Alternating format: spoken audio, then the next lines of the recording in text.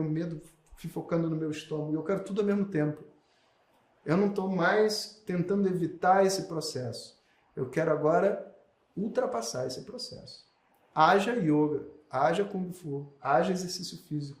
Porque quando tudo isso começa a sair, é um sistema de defesa, né? Então, se o corpo e a mente ela não tiver uma forma de processar essas emoções todas, o corpo e a mente sucumbem doentes. E a pessoa é obrigada a parar de estudar por uma intervenção do corpo e da mente, você entendeu que não aguentaram. Por isso que o yoga e todas essas disciplinas de meditação são fundamentais, porque elas vão, tipo assim, ir tirando a água de dentro do barco, sabe? Para você poder ir um pouco mais distante. Então, os órgãos, a mente, as emoções, elas são muito fortes. Ninguém vai vencê-las na base da força, elas são mais fortes. 61. Tani sarvani samyamya Tani sarvani samyamya yukta asita matparaha yukta asita matparaha vashehi yasindriyani vashehyasindriyani tasya prajna pratishtita. tasya prajna pratishtita.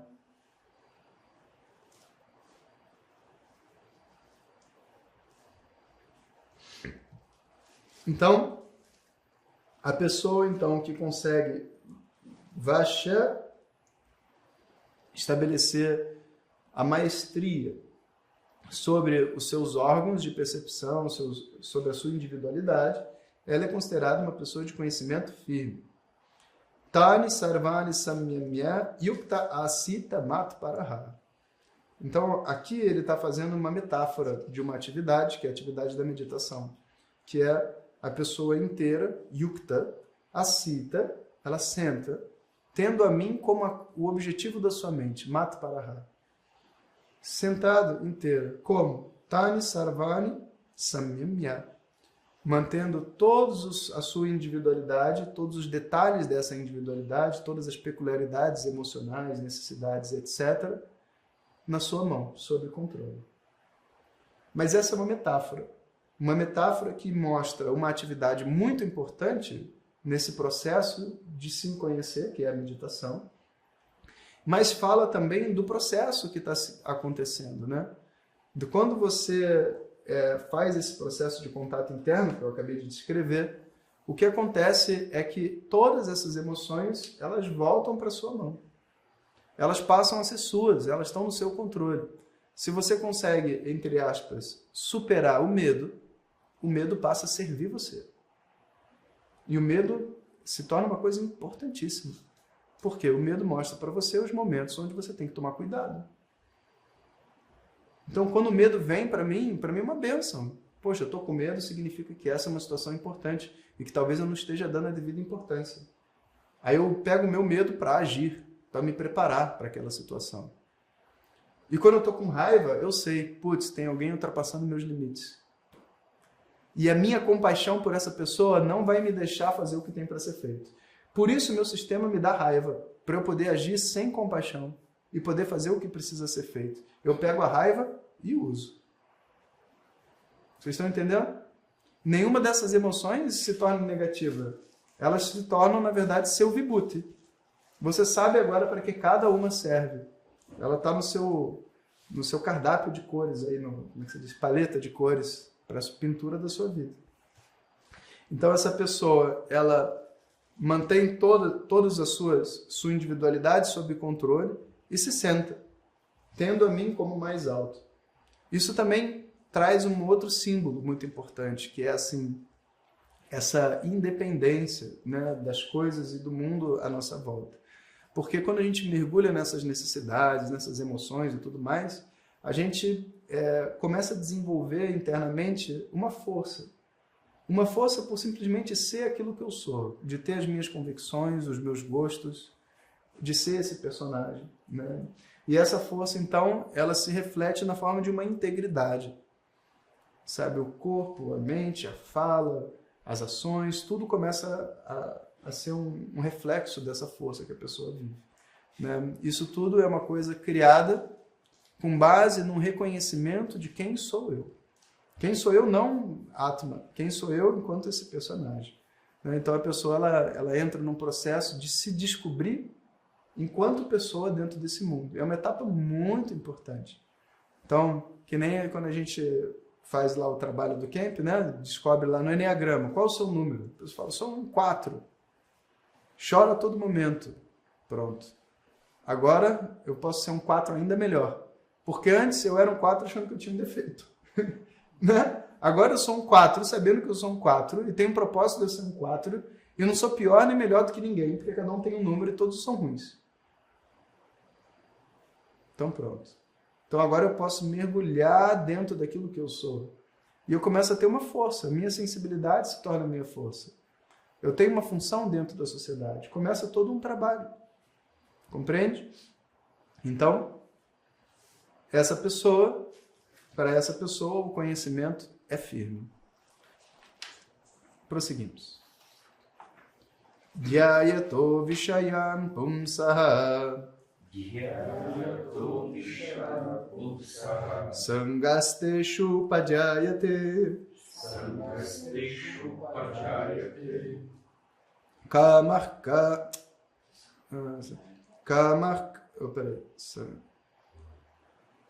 Sangat sanjayate kamaha Kamat krodo bijayate.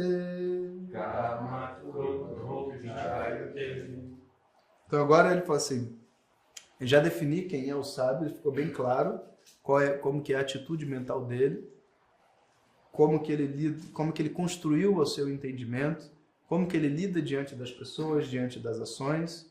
Isso está muito claro, Arjuna. Porque Arjuna estava preocupado como é que ele senta, como que ele se veste, qual é a roupa que ele usa. Ele tem um nome indiano ou um nome brasileiro, sabe? E todos esses detalhes, ele cortou tudo e explicou, enfim, como se constrói uma pessoa inteira. Agora, então, ele vai falar sobre a escada da destruição. Esses próximos versos são chamados da escada da destruição. Como que uma mente, ela se destrói. Se a gente compreender isso, a gente, né, pode evitar esse processo ou até se salvar. Então, vamos ver. Dhyayato vishayam pumsaha. Primeira coisa que acontece com qualquer objeto que apareça para você é um dhyana. Existe uma espécie de uma apreciação desse objeto dentro da sua mente. Você medita sobre ele. Né? Dhyana é meditação. Você medita sobre o objeto. Então, vamos dizer para você assim, olha, saiu um celular novo, né? Alguma coisa assim. Tem um filme novo. O celular é uma coisa muito pequena. Um filme novo, daquele diretor que você gosta, entende? Que fala sobre um tema que você também curte. Então a primeira coisa que acontece, você fica sabendo. E você medita sobre aquilo. Aí você lê. Você cria dentro de você um conhecimento genérico sobre aquele determinado assunto. Ok? Primeira etapa. Dhyayato vishayam pumsaha. Segunda etapa. Sangasteshu pajayate. Aí agora o que acontece? O conhecimento genérico sobre aquele assunto precisa ser aprofundado. Então, você vê detalhes sobre aquele filme, que, por exemplo, ele foi filmado em tantos dias e foi filmado de trás para frente. Coisas que só você sabe. Por que só você sabe? Porque só as pessoas que investiram o tempo dela ali vão saber o que é. Então, ela vai então se aprofundar naquele assunto, saber mais detalhes. Como é que é o processo? Como é que foi o processo? Aí você quer, sei lá, viajar para a Índia. Primeiro você quer viajar para a Índia. Vai ter uma viagem para a Índia em 2020. É verdade, vai ter. Aí todo mundo, que legal, não sei o quê. Aí você, não, deixa eu ver quais os lugares que a gente vai visitar. A gente vai visitar um templo tradicional de Dakshinamurti. Eu adoro Dakshinamurti. Começa a ter uma conexão agora profunda entre o objeto e a sua história. E aí você começa a pensar o quê? Não dá para eu não ir nessa viagem. As pessoas vão falar isso. Eu tenho que ver esse filme. Né? Quando aparece essa palavra dentro da mente, eu tenho que, significa que está na segunda etapa. Agora a mente, ela é sangha, ela tem uma conexão e ela gruda. Então, eu tenho que ver esse filme, eu tenho que fazer isso, eu tenho que viajar, né? Eu preciso dessa pessoa. Sem essa pessoa eu não vou ser feliz, eu preciso dela. Entende? Segunda etapa. Terceira etapa. Sangat sanjayate kamaha. Então, uma vez que você diz eu tenho o quê? Ela está pronta para executar a ação, né? O que falta para ela executar a ação? Uma desculpa. Uma desculpa verdadeira. Eu tenho que ver o filme. Tá bom. Aí agora é só dizer assim, olha, na estreia, sexta-feira, quem for vai com 20% de desconto. Ou, tem uma amiga minha que está indo ver o filme no sábado. Você está indo ver esse filme? Então eu vou com você. Você precisa, né? De alguma coisa que dê uma razão para você iniciar a ação. Eu tenho que ir para a Índia. Eu tenho que ir. Essa viagem é muito bacana. Eu tenho que ir. Tá bom. Mas a inscrição não está aberta. Mas eu não sei o quê. Será que eu vou mesmo ou não? Aí, de repente, você descobre, caramba, tem um amigo meu da minha turma que está indo também. Isso é uma boa oportunidade. Eu ainda viajo com uma pessoa que eu conheço, vou me sentir mais seguro. Agora, sangha, esse tem que vira kamaha. Vira um desejo concreto, né? E você está, então, aguardando para comprar o bilhete. Aguardando o momento para você chegar lá dentro daquela situação. Então, sangha vira kamaha. Da mesma maneira, eu preciso dessa pessoa. Sabe? Ela é tudo para mim. Ela não sei o quê. Eu quero ficar com ela. Tá bom, mas isso não é suficiente. Eu quero ficar com ela não é suficiente. Vai ter que se transformar num desejo. Desejo, quando eu digo, não é só o apego. Você precisa ter uma coisa assim do tipo, ela vai estar na festa amanhã. Ah, é? Então eu vou na festa. Né? Então você transforma o seu apego no desejo da ação. Algo concreto a ser realizado, a ser feito. Kamat Kroda Abhijayate. E só de você ter o desejo agora, né? Quando você chegar e vamos supor que tem uma pessoa que você não goste e que ela fala assim agora, eu acho que eu vou para essa viagem da Índia. Raiva. Surge raiva. Por que surge raiva? Porque do desejo, quando existe o desejo, quando tem uma ação para ser executada, tudo que ameaçar essa ação vai produzir raiva. E se não está produzindo raiva, significa que você tem que fazer terapia. Tem que fazer terapia, porque a raiva surge dentro de você. Se você não está enxergando a raiva, tem que fazer terapia para entrar em contato com a raiva. Ponto. Raiva é um sentimento normal do ser humano. Né? Você está andando, não sei o que tal, bateu o pé, a mente, né, xinga. Naturalmente ela xinga. Caramba, quem que botou esse negócio aqui? Se a mente não xinga, tem alguma coisa errada. Tá? É muito importante. Se a mente xinga, né, e machuca outra pessoa, também está errado. Mas compreende que existe um meio do caminho aí que é saudável. Né? E aí tudo bem. Deu a frustração, frustrou o desejo, o que vai acontecer naturalmente é a raiva. É a raiva.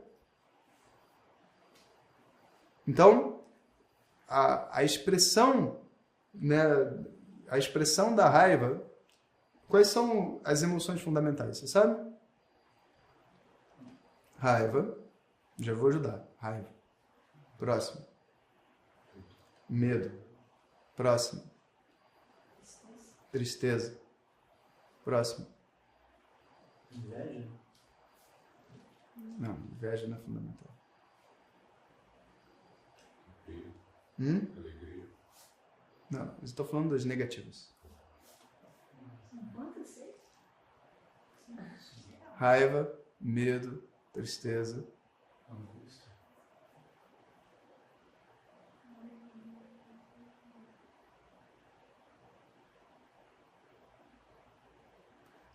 Angústia pode ser também. uma fundamental. Ansiedade, angústia. Ah, Uma emoção fundamental. O que mais?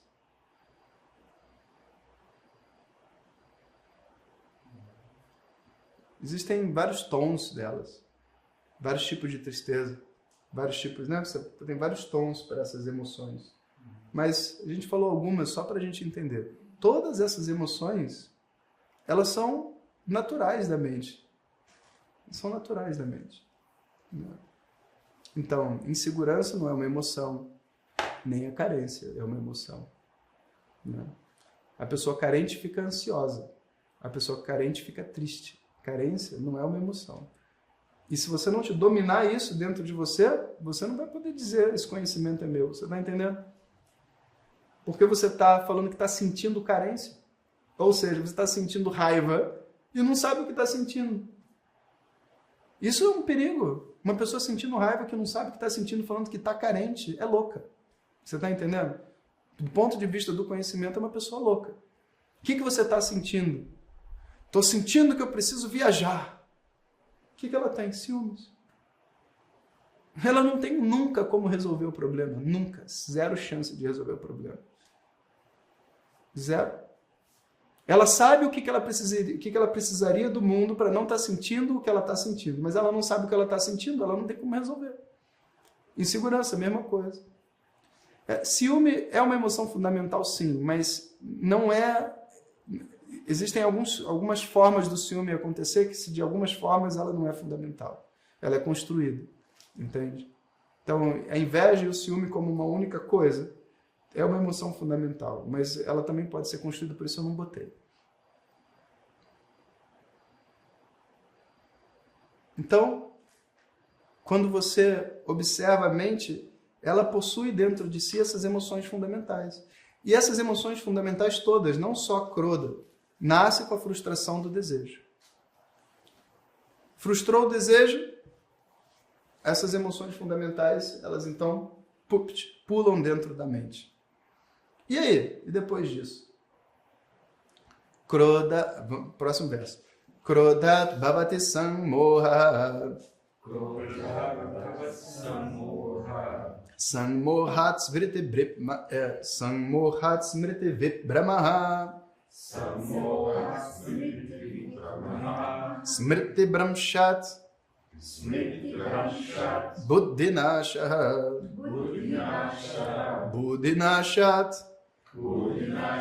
Pranashyati. Então,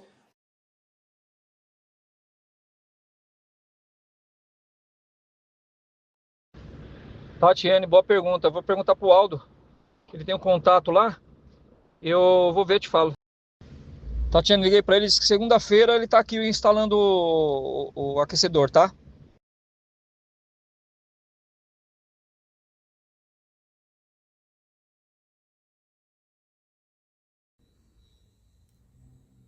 Ó, Tatiana, ela é de elástico, o tecido é fresquinho, e ela estica bem, porque se serve para mim. Dessas emoções básicas, Krodhat, Bhavati, nasce o quê? Sammoha.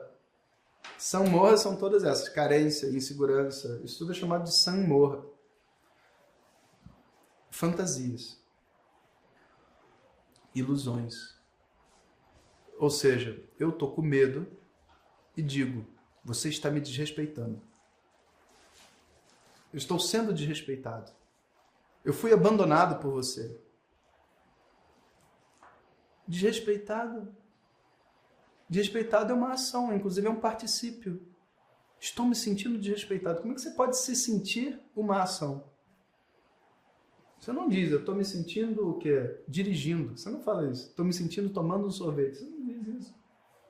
Estou me sentindo desrespeitado. É um papo de desconexão emocional. É um papo de uma pessoa sem conexão com as suas emoções. Essa é a verdade. Isso surge da onde? Porque a emoção fundamental surgiu, ela não é reconhecida por você, você não tem intimidade com ela. Talvez você tenha medo do que fazer com ela. Talvez você já tenha usado ela antes e tenha dado errado. Mas aí a mente fez o quê? Apagou a emoção da mente. E agora, aquela coisa fundamental que você está sentindo como ser humano não é vista por você. A mente faz o quê? Superimpõe ali em cima uma fantasia, uma ilusão. Isso é chamado sammoha. E quando essa ilusão entra dentro da mente, qual é o próximo passo, que é muito interessante para a mente? Como é uma ilusão, como não é verdadeiro, para a ilusão se estabelecer, você precisa criar o contexto para ela. Então, sammohat smriti vibhramaha. Smriti vibhramaha significa você perde a sua memória. Perde a memória. Então a pessoa começa, tipo assim, ela começa a dizer assim, não, você me desrespeitou. Mas se você perguntar quando, a pessoa, ela não diz, não, você me desrespeita. Minha vida toda você me desrespeitou. Mas como? Quando que eu te desrespeitei? A mente, ela não pode se lembrar do que aconteceu. Porque se ela deixar a pista dentro dela mesmo, do que aconteceu, vai ser óbvio que não teve desrespeito nenhum. Qual foi o desrespeito? Durante 20 anos a gente ficou casado. Aí você foi e saiu com outra. Isso foi o que aconteceu. Você me traiu. Estou me sentindo traído, as pessoas vão dizer. Tá bom. Mas você vai ter que esquecer de todas as brigas que vocês tiveram. Que você já tinha mais de 2 anos sem sexo. Que você já tinha falado que queria se separar várias vezes. Que você quebrou o carro do cara. Que você não sei o quê. Que você não sei onde. Todas essas coisas são esquecidas. E a pessoa só diz o quê? Fulano me traiu. 20 anos juntos e se separou. Preto e branco. Fui rejeitado, abandonado, desrespeitado, não sei o que, tal, blá, blá, blá, blá. E a mente, ela cria dentro dela, então, fatos. Ela esquece a verdade, né, e cria os fatos. Um dos problemas que a gente tem na hora de lidar com os relacionamentos da mente yin, da mente yang, é o seguinte. A mente yang, descontrolada, quando ela entra em ilusão, o que ela faz? Qual que é a fantasia dela? Você sabe disso? É muito importante, mulheres. Você vai explicar um monte de coisa, porque em geral o homem tem mais mente yang, você entende? O que acontece é o seguinte, a mente yang cria paranoia. E o homem sente que ele está sendo atacado. Vê só, ele não tem essa percepção mental, ok? Isso é no coração. Ele se sente atacado, tipo, se sente castrado. Sente que alguém está chegando e está impedindo ele de fazer. Então, o que dá dentro dele? Uma raiva sobre-humana. E a vontade descontrolada de matar outra pessoa, de quebrar outra pessoa. E a mente yin. A mente yin é o contrário. Né? Uma outra direção. Ela vai receber toda aquela informação, ela não consegue lidar. E não conseguindo lidar com aquela informação, ela cria uma história dentro da mente dela que não existe. E através dessa história que não existe, ela faz o que então? Ela mente. Ela vai mentir. Então, homens rejeitados batem. Mente yang, porque mulher também. Mente yang bate. Mente yin mente. Você entende? Por isso que é um perigo. Não importa você falar a verdade. Se a mente for yin e ela passado sammoha, ela vai inventar uma história. Acabou, não tem opção. Isso é o que todas as mentes fazem. A minha, a sua, da mãe do Papa vai fazer isso. E se o descontrole for e a mente tiver a tendência yang, o que ela vai fazer? Ela vai querer causar dano. Dano físico, todo tipo de dano. Por isso que a dica, quando lida com pessoas imaduras, eu sempre dou essa dica. Antes de entrar dentro dessa fase, você tem que desaparecer. Desaparecer da vida da outra pessoa. Bloquear o WhatsApp. Por que professor, você falou para bloquear minha ex-mulher? Por que eu vou bloquear ela? Porque ela vai mentir. É tão óbvio. Ela vai mentir. Por que eu vou bloquear o meu marido? Porque ele não é legal. Nenhuma pessoa é legal. Quando ele estiver no auge da frustração dele, e você chegar lá falando assim, poxa, você tá mal depois da separação, vou imaginar, cara, ele vai querer quebrar a sua cara. e você não quer estar perto. É óbvio que você não quer estar perto. Ninguém quer estar perto disso. Essa é uma realidade de todas as mentes. Então observa, quando a emoção fundamental é negada, cria-se uma ilusão, samor. Dessa ilusão, para justificar essa ilusão e para a pessoa poder, tipo assim, resolver esse problema dentro dela, ter uma desculpa para ela mesma de que ela não é infeliz, insignificante, etc., ela agora vai perder a memória. Ela vai perder a memória e criar uma nova história. Porque quando você perde a memória, você cria uma nova história. Uma história de perseguição.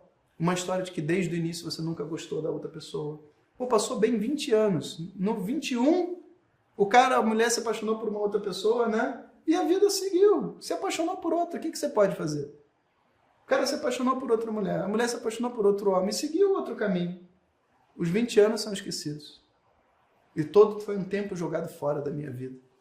E a pessoa vai dizer isso. Ela vai no terapeuta falando, não acredito que eu joguei minha vida fora, não sei o quê. É o que a mente criando uma ilusão. Você não jogou a vida fora. Você teve 20 anos de um bom relacionamento.